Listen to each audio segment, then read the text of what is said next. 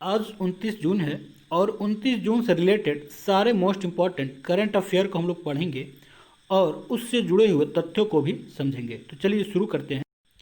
पहला क्वेश्चन है, मन की बात में प्रधानमंत्री ने किस क्षेत्र को बढ़ावा देने के लिए जन भागीदारी का आह्वान किया है? तो यहाँ पर चार ऑप्शन है। ऑप्शन ए कोयला क्षेत्र को, ऑप्शन बी है रक्षा क्षेत्र को, ऑप्शन सी है आत्मनिर्भर क्षेत्र को और ऑप्शन डी है इनमें से कोई नहीं। तो यहाँ पर आंसर है आत्मनिर्भर क्षेत्र को, यानी ऑप्शन सी सही है। प्रधानमंत्री नरेंद्र मोदी ने आत्मनिर्भर क्षेत्र को बढ़ावा देने के लिए जन भागीदारी का आह्वान किया है। आकाशवाणी से अपने मन की वार्ता कार्यक्रम में अपने विचार साझा करते हुए प्रधानमंत्री ने लोगों का आह्वान किया कि आत्मनिर्भर भारत की दिशा में हम सब का संकल्प, समर्पण और सहयोग बहुत जरूरी है। श्री मोदी ने कहा कि जब लोग स्थानीय चीज़ें खरीदेंगे और स्थानीय उत्पादों पर जोर देंगे तो देश को मजबूत करने में अपनी भूमिका निभाएंगे। उन्होंने कहा कि यह भी एक देश सेवा है। बता दें, प्रधानमंत्री मन की बात प्रत्येक रविवार रेडियो पर या आकाशवाणी चैनल पर आता है। नेक्स्ट क्वेश्चन है, नेपाल के कृषि मंत्रालय के सर्वेक्षण के अनुसार चीन ने नेपाली भूमि का कितना हिस्सा अतिक्रमित कर लिया है? तो यहाँ पर चार ऑप्शन है। ऑप्शन ए है लगभग 10 हेक्टेयर, ऑप्शन बी है लगभग 22 हेक्टेयर, ऑप्शन सी है लगभग 33 हेक्टेयर और ऑप्शन डी है लगभग 44 हेक्टेयर। तो यहाँ पर सही आंसर है 33 हेक्टेयर, यानी ऑप्शन सी सही है।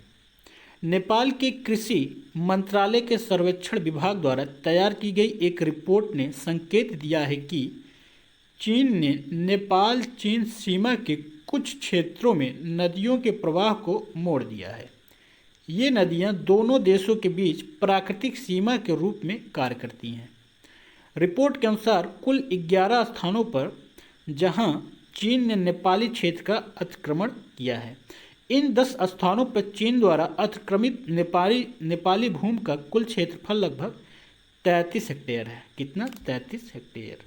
नेक्स्ट क्वेश्चन है, भारत ने लद्दाख में चीनी सेना से तनाव के बीच कौन सा एयर डिफेंस मिसाइल सिस्टम तैनात किया है? तो यहाँ पर चार ऑप्शन दिया गया है। ऑप्शन ए है S-400, ऑप्शन बी है S-300, ऑप्शन सी है आकाश और ऑप्शन डी है नभ। तो बता दें, यहाँ पर आंसर है आकाश, यानी ऑप्शन सी सही है।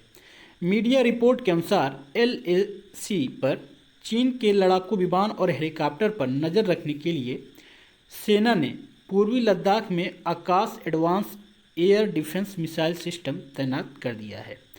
ऐसे में अगर चीन का कोई विमान LAC क्रॉस करेगा तो उसे एयर डिफेंस सिस्टम तुरंत मार गिराएगा। यहाँ जानते हैं कि आकाश क्या है। आकाश एक स्वदेशी एयर डिफेंस मिसाइल सिस्टम है। इसमें सुपरसोनिक मिसाइल और रडार लगे हुए हैं। इसे DRDO ने विकसित किया है। बता दें कि यह मिसाइल प्रणाली विमान को 30 किलोमीटर दूर तक टारगेट कर सकती है या विमान को 30 किलोमीटर दूर तक उसका पीछा कर उसको नष्ट कर सकती है। रूस से S-400 मिलना है, जिससे 400 किलोमीटर के एरिया में उड़ रहे दुश्मन के जहाज और मिसाइल को उड़ाया जा सकेगा। किससे? S-400। ये रूस से अभी मिलना बाकी है। इसके लिए हमारे रक्षा मंत्री राजनाथ सिंह भी जो है रूस गए हुए हैं। नेक्स्ट क्वेश्चन है,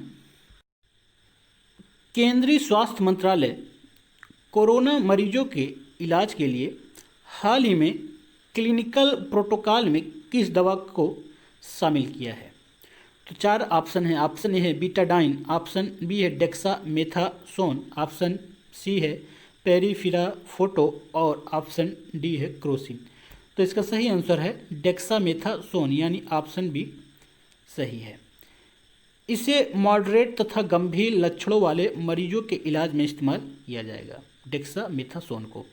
इसके इस्तेमाल से वेंटिलेटर पर रहने वाले मरीजों की मौत के मामले में 1/3 तक की कमी देखी गई है। वहीं ऑक्सीजन बेड के मरीजों में 5 में से 1 मरीज को बचाया जा सकता है। डेक्सामेथासोन एक स्टेरॉयड ड्रग्स है। इसका इस्तेमाल सूजन कम करने के लिए होता है। जिन मरीजों को ऑक्सीजन की ज़रूरत होगी उन्हें यह दवा दी जाती है। नेक्स्ट क्वेश्चन है, यूपी बोर्ड के 10वीं और 12वीं एग्जाम के टॉप 20 छात्रों के लिए सरकार ने क्या घोषणा किया है? तो यहाँ पर 4 ऑप्शन दिया गया है। ऑप्शन ए है सड़क का नामकरण, ऑप्शन बी है बिल्डिंग का नामकरण, ऑप्शन सी है जिले का नामकरण और ऑप्शन डी है गली का नामकरण। तो सही आंसर है सड़क का नामकरण, यानी यूपी सरकार टॉप 20 छात्रों के लिए उनके नाम पर सड़क का नाम रखेगी। उप मुख्यमंत्री केशव प्रसाद मौर्य ने, कहाँ के उप मुख्यमंत्री हैं? यूपी के, ऐलान किया है कि वर्ष 2020 में 10वीं में 83.31% और 12वीं में 74.63% छात्र पास हुए हैं। वहीं 10वीं में 81.96% अंक पाकर बागपत की रिया जैन ने और 12वीं में बागपत के ही अनुराग मलिक ने 97% अंक लाकर टॉप किया है। कोरोना संकट के बीच 2,82,00,000 उत्तर पुस्तिकाओं को 21 दिनों में चेक किया गया है। कहाँ पर? यूपी में। नेक्स्ट क्वेश्चन है, हरितहारम कार्यक्रम हाल ही में कहाँ पर लॉन्च किया गया है?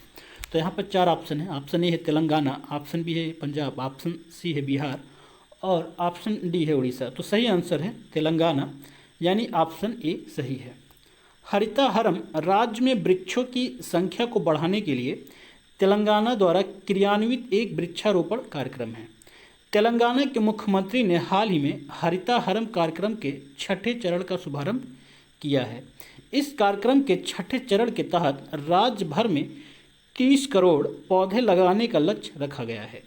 बता दें कि तेलंगाना के मेदक जिले में 30 करोड़ में से 50 लाख पौधे लगाए जाएंगे। राज्य में बड़े पैमाने पर वृक्षारोपण कार्यक्रम में रोजगार पैदा किया जा रहा है। तेलंगाना के मुख्यमंत्री कौन हैं? तो के चंद्रशेखर राव हैं। नेक्स्ट क्वेश्चन है, फीफा महिला विश्व कप 2023 की संयुक्त मेजबानी कौन से 2 देश करेंगे? तो ऑप्शन ए है ऑस्ट्रेलिया और चिली, ऑप्शन बी है इंग्लैंड और न्यूजीलैंड, ऑप्शन सी है ऑस्ट्रेलिया और न्यूजीलैंड और ऑप्शन डी है जिम्बाब्वे और न्यूजीलैंड। तो सही आंसर है ऑस्ट्रेलिया और न्यूजीलैंड, यानी ऑप्शन सी सही है। फीफा की शीर्ष परिषद ने 25 जून को हुए मतदान में ऑस्ट्रेलिया और न्यूजीलैंड को 22 मत मिले हैं, जबकि कोलंबिया को, जो कि प्रतिद्वंदी था, उसे 13 मत मिले हैं। इस महिला विश्व कप में पहली बार 32 टीमें भाग लेंगी। महिला फुटबॉल रैंकिंग में 7वें स्थान पर काबिज ऑस्ट्रेलिया और 23वें नंबर पर न्यूजीलैंड मेजबान होने के कारण टूर्नामेंट के लिए स्वतः क्वालिफाई हो गए हैं। नेक्स्ट क्वेश्चन है, संस्कृति मंत्रालय द्वारा संकल्प पर्व कब से कब तक मनाया जाएगा? तो यहाँ पर 4 ऑप्शन हैं। ऑप्शन ए है 1 जुलाई से 10 जुलाई के बीच, ऑप्शन बी है 29 जून से 12 जुलाई के बीच, ऑप्शन सी है 10 जून से 20 जून के बीच और ऑप्शन डी है 10 जून से 30 जून के बीच। तो सही आंसर है आंसर बी 29 जून से 12 जुलाई के बीच। बता दें कि प्रधानमंत्री के आह्वान पर संस्कृति मंत्रालय कल से यानी 29 जून से 12 जुलाई तक संकल्प पर्व मनाएगा। इसके तहत व्यापक स्तर पर वृक्षारोपण किया जाएगा। केंद्रीय संस्कृति मंत्री प्रहलाद सिंह ने कहा कि संकल्प पर्व के दौरान लोगों से प्रधानमंत्री द्वारा बताए गए 5 वृक्षों बरगद, आंवला, पीपल, अशोक और बेल के पौधे लगाकर देश के औषधीय पौधों को महत्व देने की परंपरा को आगे बढ़ाने की अनुरोध किया गया है। नेक्स्ट क्वेश्चन है, वंदे भारत मिशन के तहत विभिन्न देशों से अब तक कितने लाख भारतीयों को स्वदेश लाया गया है? 4 ऑप्शन है। ऑप्शन ए है 1 लाख भारतीयों को, ऑप्शन बी है 2 लाख भारतीयों को, ऑप्शन सी है 1.50 लाख भारतीयों को और ऑप्शन डी है 1.47 लाख भारतीयों को। तो सही आंसर है आंसर ऑप्शन डी, यानी 1.47 लाख भारतीयों को अब तक विभिन्न देशों से भारत यानी स्वदेश लाया जा चुका है। किसके तहत? वंदे भारत मिशन के तहत। नागरिक उड्डयन मंत्री हरदीप पुरी ने कहा कि वंदे भारत मिशन के तहत उड़ानों के जरिए 1,47,000 भारतीय स्वदेश लौट चुके हैं, जबकि 52,000 से अधिक भारत से यात्री विभिन्न देशों को गए हैं। भारत सरकार ने वंदे भारत मिशन कोविड महामारी के कारण अनेक देशों में फंसे भारतीयों को स्वदेश लाने के लिए शुरू किया गया था। नेक्स्ट क्वेश्चन है, भारत में कोरोना वायरस से ठीक होने का दर कितना प्रतिशत हो गया है? तो यहाँ पर 4 ऑप्शन दिया गया है। ऑप्शन ए है 58.6%, ऑप्शन बी है 60%, ऑप्शन सी है 40% और ऑप्शन डी है 50%। तो सही आंसर है ऑप्शन ए 58.6%। देश में 3,09,713 रोगी उपचार के बाद स्वस्थ हो गए हैं। पिछले 24 घंटे में 13,832 रोगी ठीक हुए हैं और अब स्वस्थ होने की जो दर है वो 58.56% हो गई है। बता दें कि ये दर दिन जैसे जैसे बढ़ रहा है, ये दर भी बढ़ता चला जा रहा है। कोरोना से स्वस्थ होने की दर के मामले में जो 5 प्रमुख राज्य और केंद्र शासित प्रदेश हैं, उनमें से मेघालय, त्रिपुरा, राजस्थान, चंडीगढ़ और मध्य प्रदेश है। इन देशों में स्वस्थ होने की जो दर है 76% से भी अधिक है। इस समय कोविड मरीजों की कुल संख्या 5 लाख से अधिक हो गई है। कहाँ पर? देश में। ये था आज का हमारा प्रमुख करंट अफेयर। हमारे इस वीडियो को अधिक से अधिक लाइक करें, शेयर करें तथा कमेंट करें तथा हमारे अगर आप चैनल पर नए हैं तो हमारे चैनल को सब्सक्राइब करें। आप लोग कमेंट नहीं करते हैं, आप लोग कमेंट ज़रूर करें